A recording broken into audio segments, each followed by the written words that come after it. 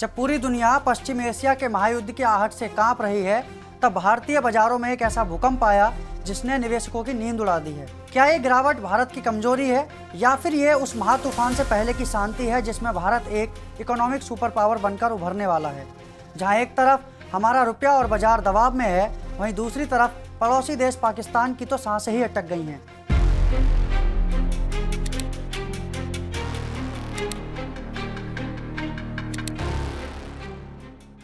आइए इस मंदी के पीछे की उस कूटनीतिक जंग को समझते हैं जिसे मुख्य धारा का मीडिया आपको नहीं बताएगा। भारत का प्राइड देखिए कि जयशंकर की कूटनीति ने यह सुनिश्चित किया है कि भले ही बाजार आज गिरा हो, लेकिन हमारी एनर्जी सिक्योरिटी को आंच नहीं आएगी।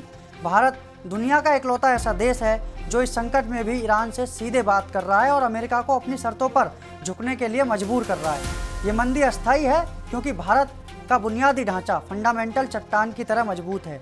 हमारे पास 10 लाख करोड़ की गिरावट सहने की ताकत है क्योंकि हमारा मार्केट कैप विशाल है।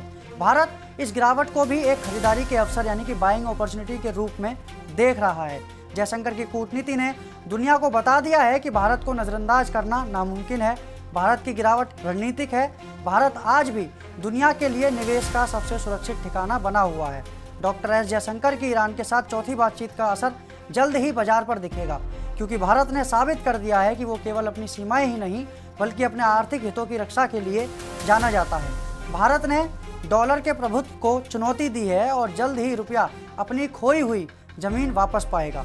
पाकिस्तान जैसे देश जो कर्ज लेकर घी पी रहे हैं, वो इस वैश्विक संकट में पूरी तरह मिट जाएंगे, जबकि भारत एक वैश्विक विजेता के रूप में उभरेगा। जिस देश के पास जयशंकर जैसा चाणक्य और मोदी जैसा नेतृत्व हो, उसे कोई आर्थिक मंदी हरा नहीं सकती। बाजार के ये अंक गिरते चलते रहेंगे, लेकिन भारत का राष्ट्र गौरव और कूटनीतिक रुतबा आसमान छू रहा है।